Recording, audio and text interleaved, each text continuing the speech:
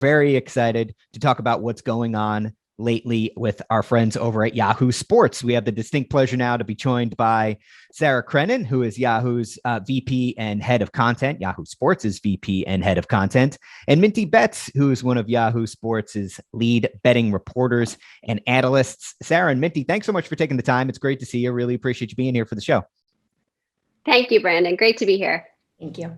Yeah. So Sarah, I want to start with you. I'm wondering, to kind of kick this off, I'm wondering if you can go big picture and kind of speak to the legacy of Yahoo Sports and what maybe what makes it a seamless fit into the sports betting landscape. I mean, this is a site, anecdotally, personally, I've been playing fantasy baseball on Yahoo Sports since the late 90s. So we're going back quite a while here. I'm aging myself as well. What advantages or opportunities, if any, do you think that has given Yahoo Sports as sports betting and the gamification of sports has kind of entered this new stratosphere over the last year or two? Sure, Brandon, you just said it. You teed me up really well. I mean, we've been in fantasy for a very long time. Our business is really well versed and understands deeply the needs of a fantasy player throughout the various seasons. And in particular, we really excel during the NFL season, where we both see massive amounts of consumption of our NFL coverage and content, but we also see a ton of engagement from our fantasy players. And I think the great thing about Yahoo Fantasy is we're competitive to other fantasy games in terms of registered players, but we are the #1 leader in terms of engaged users throughout the full season. And I think one of the reasons why we can claim that stat and why we can boast that stat is because we are constantly iterating on the fan experience. We're constantly thinking about how to improve that experience and how the combination of technology and content come together to really make sure a fan is engaged, informed at any given moment, and as a result is ready to make a decision, is ready to transact, is ready to start or drop a player. And so I think that diligence in fantasy has really groomed us well for the future of gaming, as there's a much wider product set that will be introduced for our fan base. Okay, very cool. With that foundation kind of laid, Minty, would love to get your perspective on the present and the future of audience engagement. You're one of the front-facing talents for Yahoo Sports when it comes to betting. So I'm wondering, from your perspective, what are some of the keys that you've found successful for you, for the brand, in terms of connecting with the sports betting audience? And probably most chiefly, it's something we've talked about a lot on the other various sessions throughout this show today, that really critical balance that everyone's kind of talking about of speaking to the hardcore gambler versus this growing pool of newcomers that's getting bigger by the day and bigger by the state that it gets legalized. How do you strike that balance, and how do you feel you found success with connecting to the quote unquote sports betting community? Well, first off, I make content that I would want to see if I were one of my followers. I'm able to get our audiences engaging with our content because I make things that relate to the everyday sports bettor. I showcase the good, bad, and ugly days of sports betting. And as much as people want to see someone giving out winning picks consistently, it's just not realistic. So why not give people a viewing on something that they may be feeling in a form of a funny TikTok or a clip on social media? And the things that I find successful when trying to reach our current audience and new ones is the short length of clips, as well as the topic of the clip. I mean, find a hot topic and then squish it into a minute or less, and you've got people coming back to watch it again and again, and we'll be back for the next video. As for balancing between the different types of bettors, I make the content easy to follow and again, short and quick, and easy to understand, while still talking about the things hardcore bettors look for.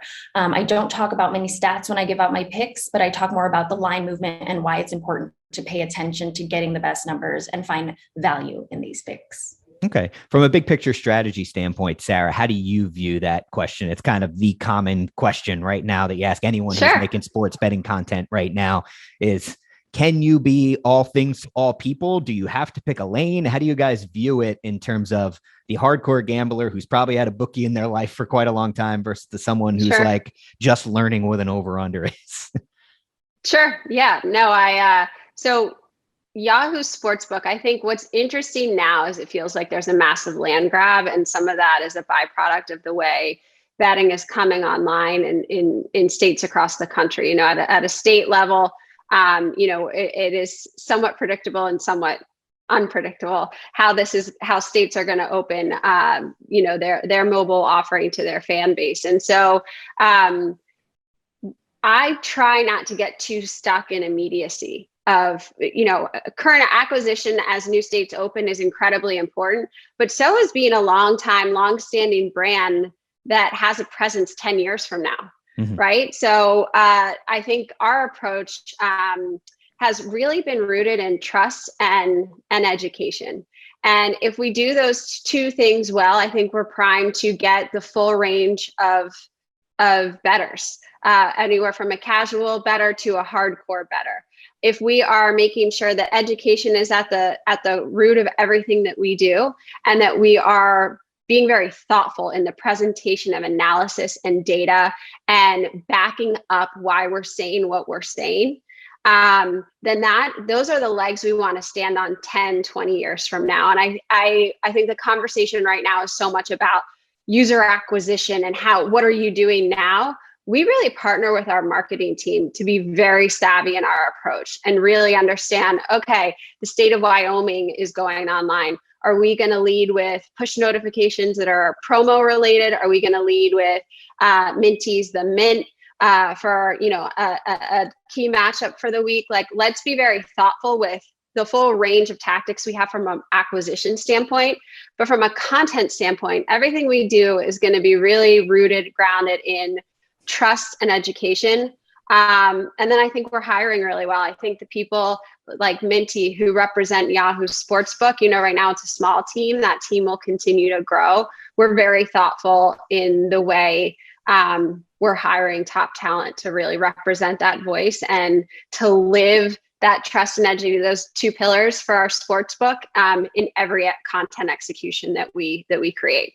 Got it. As a quick follow-up to that, I'm wondering how you think about that. We've talked about the difference in the experience level of bettors, and then there's the traditional generational difference in consumption habits, which may be tied to generation loosely. I mean, I don't know. When I go to Yahoo Sports on a Sunday morning to see if I should start a fantasy football player, I'm like, just give me a 45-second quick video of yes or no, as opposed to a long-form kind of show that maybe you would see on a traditional linear sports television network. How are you looking at Gen Z differently as it pertains to sports betting content? What's the intersection there that you're putting a lot of attention to?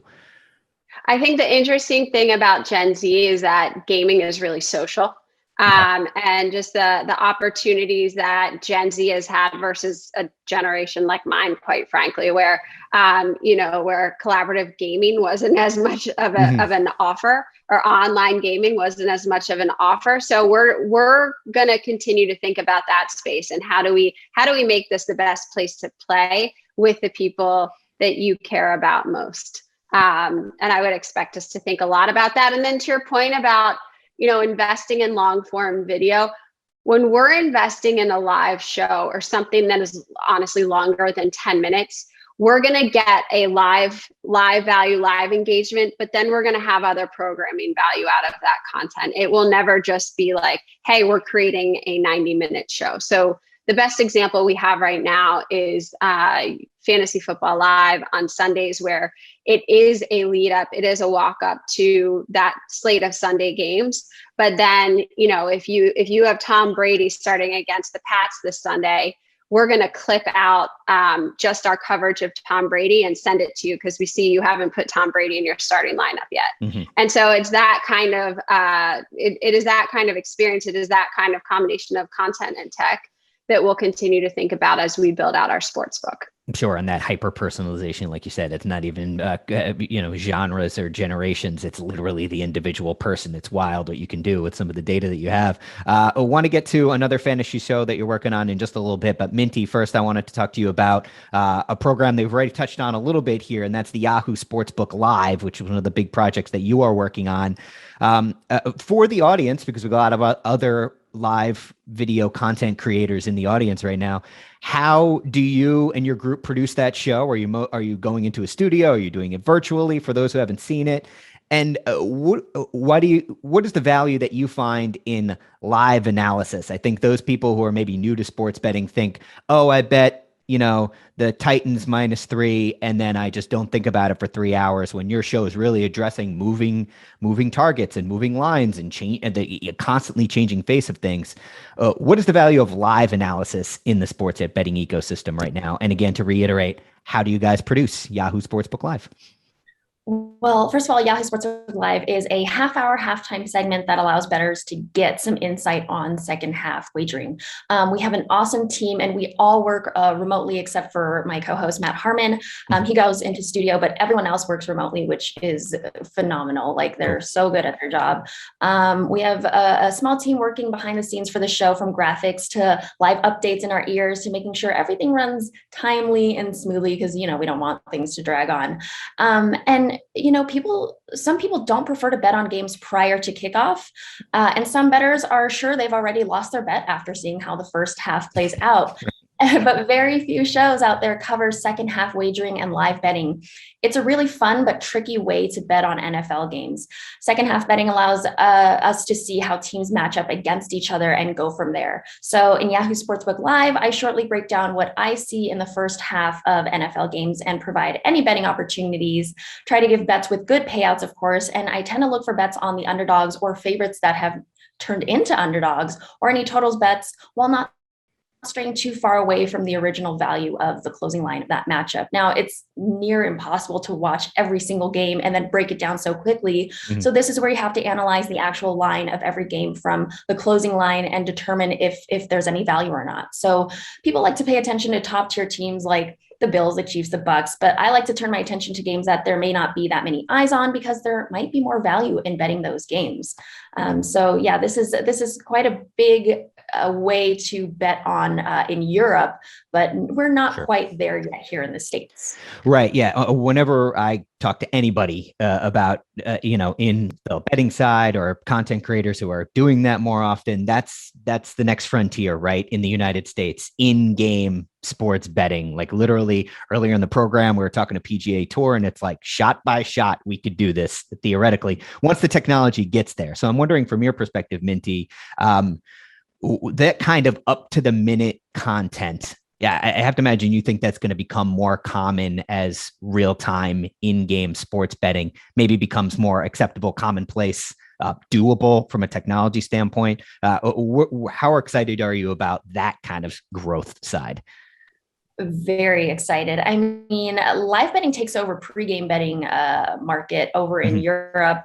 I don't know if that'll ever happen here where it takes over, but certainly when the technology develops where we can kind of eliminate that lag and advance it a little more, I think it'll definitely become more popular and provide so many opportunities to make money for bettors, and new bettors will find ways to bet these games.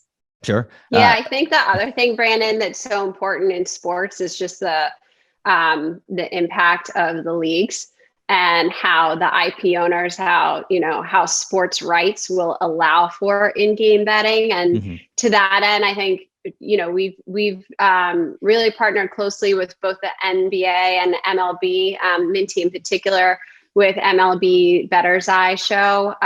With the NBA, we've actually been part of their live game call through the NBA Bet Stream, which is available through their League Pass product. And to me, that is the first step towards having an in-game offering. Right now it is purely commentary and a betting angle, betting voice is a betting call on a matchup.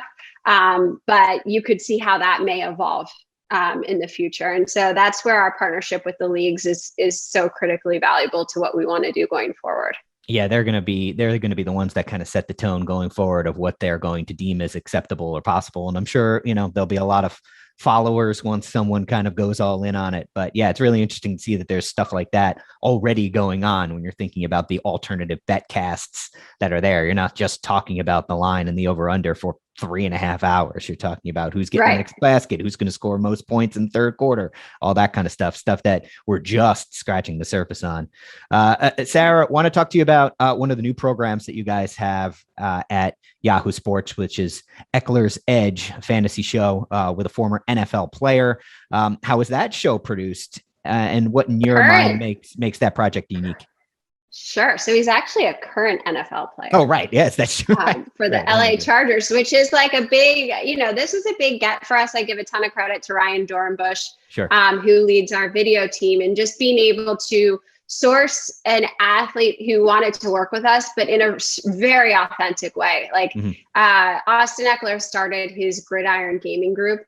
And, he has kind of formed this interest during the pandemic in connecting to his fan base for a two-way conversation around esports, around gaming. I think he even throws in some like food and culture into his list of interests. And so, when the conversation happened, it was very natural and very authentic. And I just call that out because I think it's so important right now to hire and work with talent that truly wants to be there, to be using their platform for whatever the ask is. So in this case, he has a show named after him with us, named Ekeler's Edge, alongside Liz Loza, who is one of our fantasy hosts. And he really brings his insight as a player. He's deeply insightful to that week of analysis for key players and what the impact may be for your fantasy roster. We've been really happy so far, and we have a ton of great guests coming up. So I encourage everybody to check it out. I was not fortunate enough to draft Austin in either of my leagues, which probably explains why I made that brain hiccup there. But I mean, that's one of those things that's wild. I mean, you take a look at some of the partnerships with stadiums, colleges, the idea of a player doing this kind of content while an active player, to think if you said that was something that could happen even like 3 years ago, I feel like you might have raised some eyebrows. It's wild how quickly some of these opportunities have kind of opened up to active participants in professional sports. Yes, for full season fantasy, I think, it works. It works for Austin, and he's done a fantastic job alongside Liz Loza. Okay, great. Well, we're running towards the end here, but Sarah, as we kind of assess the total picture of everything that you're doing, tie all the different projects that we've talked about so far together, and maybe even some plans on what you're working on. Not asking you to give anything away here, but for you, what are some key learnings or insights that you're holding on to as it relates to content production for the gambling sector? Are there any things that you've taken away from what you've done so far that you're holding on to as you make future plans? I think the importance of a really strong content marketing competency and in the go forward for the gaming business will be critical if you want to rely on media, on content. So as Minty and I and the rest of our team have continued to build our gaming verticals, our most critical stakeholder is our marketing team, and understanding what is the value of content to those that actually play and engage with our games. And that's just such a massive pivot, to many of the participants here potentially, which is we used to be so focused on ads, on just the advertising world, on just driving sponsorship and volume of consumption. And now we're really focused on, are we reaching the right segment? Are we giving them what they want? Are we contributing to the funnel that ultimately makes Yahoo Sports the best place to game? And so, I think we have some things we're working on that'll be really exciting to continue to improve and iterate and prove to both our existing fan base, but those fans out there that we're chasing, that Yahoo Sports is the best place to game. All right. Well, both of you have been extremely generous with your time. Really appreciate you being here. Real quickly before we let you go, just one final question, more for the benefit of the audience. Not that, all of this has been very beneficial to the audience, but outside of your four walls, as you continue to monitor this rapidly evolving segment of the sports media industry, Minty, start with you on this one. What's a trend or future development? It could be things we've talked about already, like the emergence of in-game sports betting. It could be a certain state. Maybe we're really excited about New York fully going up online or something like that. What's a trend or a future development in the industry that you're keeping an eye on that you recommend people in the audience should also be keeping an eye on? Like you just said earlier, Brandon, definitely more advanced technology for live betting, more benefits to partnerships with the professional league, specific teams, and our sports books. Certainly opportunities to make bets to appeal to any kind of bettor, and keeping an eye on if California will ever legalize sports betting. That's a big one for sure. Sarah, how about for you? What are you keeping your ear to the ground on? I actually just think that the pace and cycle of M&A right now is just going to increase.